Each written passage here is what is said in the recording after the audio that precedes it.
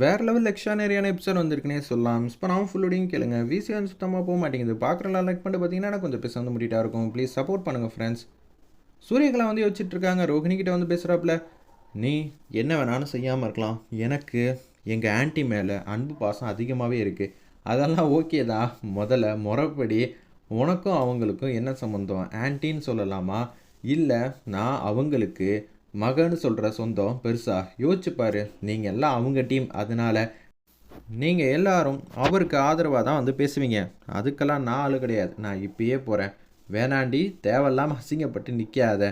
என்ன அசிங்கம் இருக்குது? இது அக்கறையை தான் குறிக்குது அப்படின்னு சொல்லிட்டு அவங்க மாட்டுக்கு ஆர்வ கோளாரா புகார் கொடுக்கலான்னு போகிறாங்க கார்த்தி மேலே. சார், ஒரு அவசரமாக வந்து ஒரு புகார் கொடுக்கணும். எங்கள் ஆன்ட்டியை காணோம். ஆன்ட்டியா? முதல்ல யார் என்ன ஏதுன்னு சொல்லுங்கன்னு சொன்னோன்னே பேரை வந்து சொல்லி முடிக்கிறாங்க. அந்த இடத்துல சரி, அவங்கள பற்றி எங்களுக்கே நல்லா தெரியும். அவங்களையா காணோம்? அவங்க வீட்டிலேருந்து யாருமே வராமல் நீங்கள் சொந்தம்னு சொல்லிட்டு வரீங்களே, என்ன அர்த்தம்? சார், சதி நடக்குது சார், சதி நடக்குது. அந்த வீட்டில் இருக்கிற ஒரு நபர் தான் இது எல்லாத்துக்கும் காரணமாக இருக்காங்க. ஆனால் அவங்க எல்லாம் சொந்தங்கிறதுனால ஒருத்தர் மேலே புகார் எழுதி தரமாட்டேங்கிறாங்க. அதுதான் சார் இங்கே பிரச்சனையேன்னு சூரியகலா வந்து சொல்லிக்கிட்டு இருக்காங்க.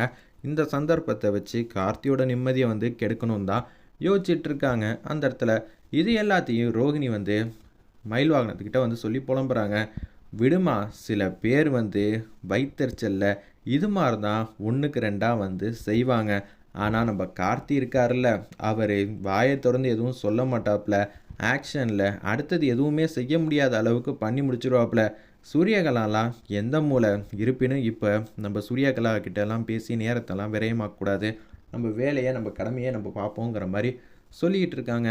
இருப்பினும் இது தேவையில்லாத வேலை தானே மாப்பிள்ள அப்படின்னு ராஜராஜன் யோசிக்கும்போது, சொல்லுங்க, அது யார்? அந்த வீட்டில் அவர் என்னவா இருக்காருன்னு சொல்லுங்கங்கிற மாதிரி கேட்குறாங்க. சொந்த பந்தம்னா இப்படியெல்லாமா வந்து செய்வாங்க அப்படின்னு கார்த்தியை பற்றி தப்பாக புரிஞ்சுக்கிறாங்க. அவர் பேர் கார்த்தி, யாருமா அந்த வீட்டில் அப்படின்னு சொல்கிறப்ப உடனே கார் ஓட்டுறவர் சார்னு போய் சொல்லிடுறாங்க. என்னம்மா சொல்கிற? சாதாரண கார் ஓட்டுறதுன்னு நீ சொல்லிக்கிட்டு இருக்க. ஆனால் அந்த வீட்டுக்கும் அவங்களுக்கும் என்ன சம்மந்தம்? நாங்கள் கேள்விப்பட்டதெல்லாம் என்ன ஏதுன்னு தெரியலையே. நான் இப்போ தாம்மா இந்த ஊருக்கு அதிகாரியாக வந்திருக்கேன். சரி, விசாரிக்கிறதுக்கு இப்பயே வாங்க சார், பெரிய கை சார் அவங்க அப்படின்னு அந்த இடத்துல சொல்லி சூரியகலா வந்து சொல்கிறப்ப, சரி, நான் முதல்ல அவங்க வீட்டில் தான் விசாரிக்கணும். அச்சச்சோ, வீட்டில் விசாரிச்சா நம்மளை உண்டுலன்னு ஆக்கிடுவாங்களே அப்படின்னு அந்த இடத்துல யோசிச்சுட்டு இருக்காங்க. சூரியகலா அப்பன்னு பார்த்து, வீட்டுக்கு தான் போயாகணும், நீ வாமா, நீ தானே வந்து எழுதி கொடுத்துருக்க, வா போகலான்னு சொல்லிட்டு அப்படியே வந்து வீட்டுக்கு வந்து வந்துக்கிட்டு இருக்காங்க. நான் இது மாதிரி சூரியகலா வந்து சொன்னாங்கன்னு சொல்லி விசாரிக்கலான்னு வந்திருக்கேன்னு சொன்னோன்னே, வாங்க சார், உங்களுக்கு வேறு வேலையே இல்லையான்னு நம்ம மயில் வாகனமும் ராஜராஜனும் வந்து கேட்குறாங்க. இவ்வளோ கடமை கண்ணியமாக இருக்கீங்க, ஆனால் யார் சொன்னால் வரணும்னு நீங்கள் யோசிக்காமல் வரலாமா சார்? தயவு செஞ்சு புரிஞ்சுக்கங்க. என்ன நீங்கள் இப்படியெல்லாம் பேசிகிட்டு இருக்கீங்க? என்கிட்ட ஒரு பேப்பர் வந்திருக்கு. அந்த பேப்பர் படி நான் மூவ் பண்ணியே ஆகணும். அதுக்காக வந்ததுக்காக இந்த அளவுக்கு பேசுவீங்களா? நான் தான் சொன்னேனே சார், இவங்க எல்லாரும் ஒரே இடத்துல தான் இருக்காங்க. ஈஸ்வரியாமா இருக்கிறது இவங்களுக்கே பிடிக்கிற போல இருக்குது. அதனால தான் இவங்க இப்படியெல்லாம் வந்து யோசிச்சுட்டு இருக்காங்க அப்படின்னு சொன்னோன்னே சூரியகலா கன்னத்திலே வந்து பலார் பலார்னு அடிக்கலான்னு கை வாங்குறாங்க. உடனே எதுவும் பேசாமல் நிற்கிறாப்புல, இப்படியெல்லாம் என் முன்னாடி பண்ணாதீங்க சார். அவள் தான் காமெடி பண்ணிகிட்டு இருக்கானா? ஒரு சின்ன பொண்ணுத்தனமாக அவள் வந்து பண்ணிக்கிட்டு இருக்கா. கொஞ்சமாவது நீங்களா யோசிச்சு பார்த்துருக்கலாம்ல. முதல்ல என்ன நடந்திருக்கு? முதல்ல அவங்க என்ன சொல்லியிருக்காங்க அதை சொல்லுங்கள். யாரோ இந்த வீட்டில் வந்து டிரைவராமா, அவர் தான் இது எல்லாத்துக்கும் காரணம்னு சொல்கிறாங்க. சார், அவர் ஒன்றும் டிரைவர் இல்லை, அப்படி தான் இவ சொல்லி வச்சுருக்காளா? என் வீட்டு மாப்பிள்ளை சார். ஆனால் இவளுக்கு அது மாதிரி தான் தோணுது. சரி, இவ எதுக்காக இங்கே வந்திருக்கான்னு சொல்லுங்க பார்ப்போம். இவளுக்கும் என் வீட்டுக்கு என்ன சம்மந்தம் இருக்குது அப்படின்னு சொல்லும்போது அந்த இடத்துல அச்சச்சோ, எதுவும் பேச முடியலையே. சொல்லுங்க சார், அந்த கேள்விக்கு இவ இந்த இடத்துல பதில் சொல்லியே ஆகணும். இப்போ அதே ரேவதிக்கு தான் நாங்கள் என் அண்ணனை கல்யாணம் பண்ணிக்கிறதுக்காக வந்திருக்கோம் அப்படின்னு சொல்லவா முடியும்? சொல்லுமா, இவ்வளோ நேரம் வந்து வாய்க்கு வக்கனையாக வந்து இந்த வீட்லேயே சாப்பிட்டுட்டு போய் விசுவாசமாக வந்து போய் சொல்லிக்கிட்டு வந்திருக்கல்ல, நீ யார், எதுக்காக இந்த வீட்டுக்கு வந்திருக்கேன்னு சொல்லுங்கிற மாதிரி சொன்னோன்னே, சார், எனக்கு தெரிஞ்சு இவ சொல்லவே மாட்டான், நானே சொல்கிறேன். உங்கள் மேலே நிறைய தப்பு இருக்கும் போல இருக்கே, அவசரப்பட்டு இங்கே வந்துட்டனோ அப்படின்னு சொல்லிட்டு சூரியகலாவை பார்த்து செம்மையாக மறைக்கிறாங்க. என் பொண்ணு இருக்கிற நிலமை ப்ளஸ் அவங்களுக்கு இப்போ திருப்பி வந்து கல்யாணம் பண்ணி வைக்கணும்னு இவங்க எல்லாரும் ஏற்பாடு பண்ணி வைக்கிறாங்க. என் மாப்பிள்ளை வந்து தள்ளி நின்றுட்டு இருக்காப்புல. சார், நீங்களே வந்து பாருங்கள் சார், இதுக்காக தான் இவ இந்த ஆட்டம் ஆடிக்கிட்டு இருக்கா. ச்சீ நீ எல்லாம் ஒரு பொண்ணாங்கிற மாதிரி அந்த இடத்துல என் நேரத்தை வந்து வேஸ்ட் பண்ணிட்டியா சார்? என்னால் அந்த விஷயத்த சொல்ல முடியல, அதனால மௌனமாக இருந்தேன். சரி சார், இந்த விஷயத்தில் நீங்களே வந்து ஒரு முடிவை சொல்லுங்கள், ஒரே ஒரு வாட்டி மட்டும் எனக்கு சந்தர்ப்பம் கொடுங்க. இன்னும்மா சரி சொல்லுமா, சொல்லி தொலை அப்படின்னு அந்த இடத்துல அதிகாரி வந்து சொல்கிறாப்புல. உடனே கடுப்பாயிட்டாங்க.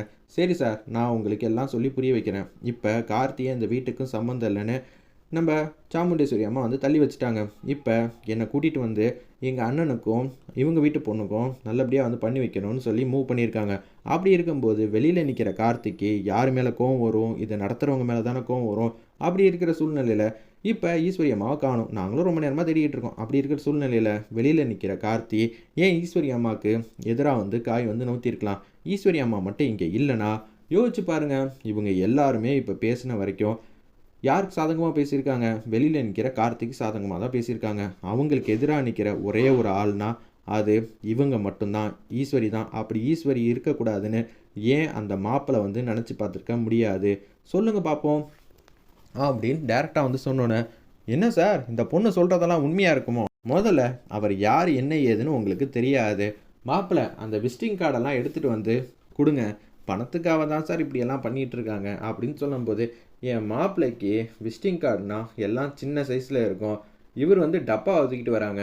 ஒரு 100 கம்பெனி உள்ள விசிட்டிங் கார்டை வந்து தூக்கி தூக்கி போடுறாங்க. என்ன சார் இதெல்லாம் உங்கள் மாப்பிள்ளை ஒவ்வொரு நாளைக்கு ஒவ்வொரு பிஸ்னஸ் பண்ணுவாரான்னு நக்கல் அடித்து பேசும்போதே, இத்தனையும் இப்போ அவர் பண்ணிக்கிட்டு இருக்காரு. அவர் இந்த ஊர்லேயே இந்த நாட்டிலேயே மிகப்பெரிய ஆள் சார் அப்படின்னு அந்த இடத்துல வந்து சொல்கிறாங்க. அப்படிப்பட்டவரா இங்கே வந்து அமைதியாக வந்து இருக்காரு?